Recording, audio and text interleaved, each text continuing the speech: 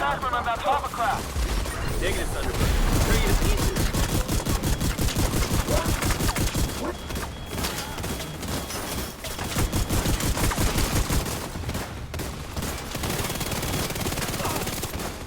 An agent needs assistance. What's up, agents? Biz here with another Division 2 video.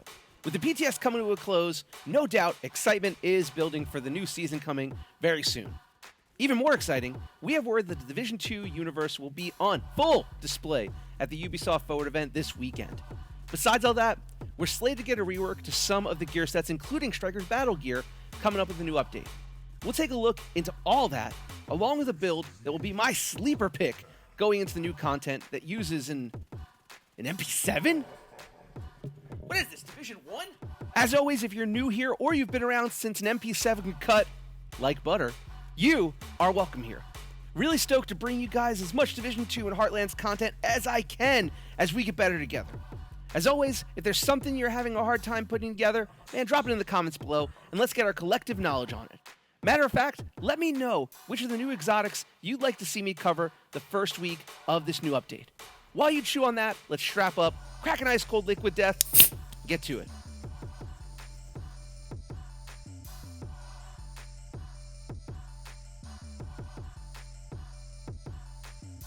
You've let yourself exposed. Okay, so as I was recording this video, we got news that will shake up the rest of this week regarding the Division universe. It looks like Ubisoft will be using their Ubisoft Forward event to showcase what's going on and what's to come with the Division 2, Heartlands, and Resurgence. This is huge news, as we're supposed to get the new update sometime this month, so a reveal of that, I mean, it makes sense. Hopefully, we see a glimpse into that and what the December update will bring with the new game mode and maybe some other surprises. We have all been waiting patiently, though, for an update on Heartlands, and it sounds like that wait will be over soon. That Ubisoft Forward event will be this Saturday, September 10th at 2:30 p.m. Eastern. You will not want to miss it. Do me a favor and sound off in the comments below if you'll be watching it live and what you're looking forward to hearing about the most in the Division universe. On top of the breaking news about Ubisoft Forward, the PTS is about to wrap up. While there is still a lot to cover there, we're going to start at the rework of an old favorite gear set in Striker's battle gear. As would seem with the addition of Heartbreaker last season, man, Striker has lost footing along the way. Along with Heartbreaker being the new king of the damage jungle, the devs decided a switch to additive damage was in order to help both Striker and Heartbreaker's 4-piece bonuses behave a little bit more consistently. In its current state, Striker's 4-piece bonus amplifies total weapon damage by 0.5%, stacking up to 50 times. This changes to 0.65% with risk management as the backpack talent and bumps the stacks from 50 to 100 stacks of amplified damage with the chest talent. To put it simply, at max stacks with the chest piece, you're getting between 50 to 65% amplified damage when running Striker currently. Well, that is cool. What's to come is mathematically cooler. The proposed change to the 4-piece bonus goes additive, which I know usually not the best. Hear me out though, as you'll get a 0.65 increase to weapon damage, stacking up to 100 times with no chest or backpack talents on. With that chest on, you could bump those stacks to 200, netting you 130% additive weapon damage at full stack. With the backpack on, that 0.65 goes to 1% per stack, and things start getting pretty nutty, I gotta say. While I don't have my hands on this new iteration of Striker, mathematically, it for sure will be a difference maker and will separate the distinction as the raw damage gear set. This set will be powerful again and should be on everyone's radar. Another piece I wanted to touch on that I've been seeing getting traction from this PTS was the Busy Little Bee. This new exotic pistol had its talent changed to simplify its mechanics to get more of a gunslinger-style pistol setup. Simply put, the Busy Little Bee talent will grant a stack for each different target you hit while using this weapon.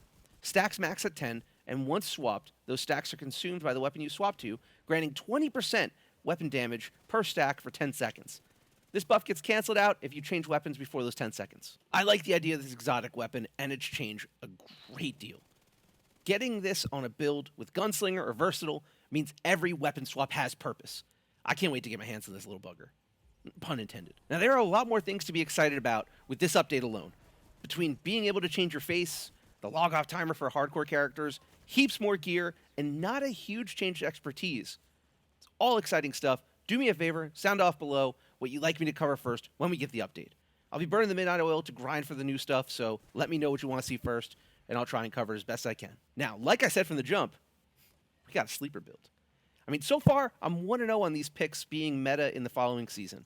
Not that last season was hard to crack, as we had got a gear set that pulses. You make yourself immune to pulse. This one showcases Striker in a big way, though. One critique I've seen thrown around is a nod to Striker's survivability. I mean, I've heard things like, how can you survive when all you do is damage? Or perhaps if they added regen to the 4-piece bonus, that'd be good. While I agree with those statements, I mean, I thought to myself, this new Striker, with the right gear supporting it, should have more than enough damage. So, I mean, why not lean into armor regen and armor on kill to survive a little better? If the devs won't give it to you, sometimes you gotta build it yourself. And that's what we did. To kick things off, we arrive in the build lab with a gunner specialization. This minigun will be the first signature weapon I hide in the new update. I mean, thing's ugly, but it gives us bonuses to reloads, armor on kill, and a nifty skill we're gonna use a little later. Weapon-wise, we arrive at a rock and roll ACS-12. This named shotgun will have perfectly extra, meaning you have a 30-round magazine instead of a 20. We have this one rolled to magazine size because that's what the vendors were giving us a couple weeks ago, am I right? So we get a 32-round mag now. Nice. In the secondary slot, we have that MP7 I was talking about. I saw Roll Gold do a really cool Hunter's Fury video that I'll link below and thought, man, I haven't seen this weapon used in some time. Let me take a crack at it. I used to love this gun in Division 1. Working with it on this build and using the setup Roll Gold made brought me back to the fold of using the MP7. I have this one with up close and personal, where I get a 30% weapon damage bonus when I kill something within 7 meters of me. Using this talent has made me play faster than I ever have. It feels like cardio, and it's chaotic, and I love it. Alternatively, you could put preservation on this to give you more armor back on kill, but I like to give my allies a reason to get close to me, because I'm down. And I'm all out of revive hives. Moving into the pistol slot, I have a Regulus only as a placeholder for the busy little bee. I'll probably throw up a short when I get that set up on this build, so stay tuned.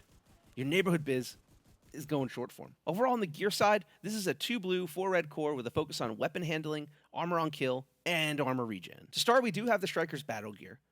Now, we went over the 4-piece bonus a little bit above, but we also do get a 2-piece bonus to weapon handling and a 3-piece bonus to rate of fire.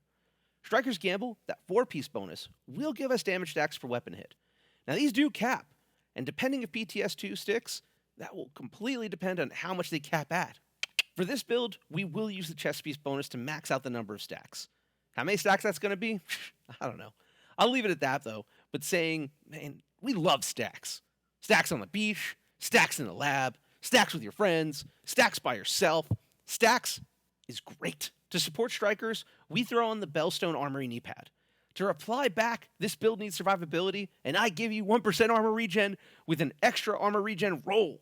Along with other spots where we roll to armor and armor regen, we get back about 31,000 armor a second. And now this might not seem like much, but when you combine it with 165,000 armor on kill, it helps a lot more than you'd think. Rounding out the gear, we put a Sokolov Backpack on with Versatile. This weapon swapping talent amplifies your total weapon damage for 10 seconds when swapping between primary and secondary, as long as they're different. Since we're on the shotgun and SMG build, this means we get 35% amplified damage to enemies within 15 meters. Ouch to them, am I right? When we finish off its skills, be sure to keep a Banshee Pulse on you. This won't necessarily help you recover armor, but people not shooting at you will be... well, it'll be a breath of fresh air. Overall, I can see this build getting some traction as Striker gets the rework this season. Whether I go 2-0 or non-sleeper picks, it doesn't matter. This setup is some fast-paced, heart-pumping fun as it stands. Definitely give it a go if you want to go fast. Either way, that will wrap things up for today. Man, thanks so much for popping onto this corner of YouTube. Heck, you made it through all my jokes and you're still here. Do yourself a favor and help the channel that helps you out with a like and subscribe so you never miss a beat, especially with everything going down this week. I'll catch y'all next time. Biz out.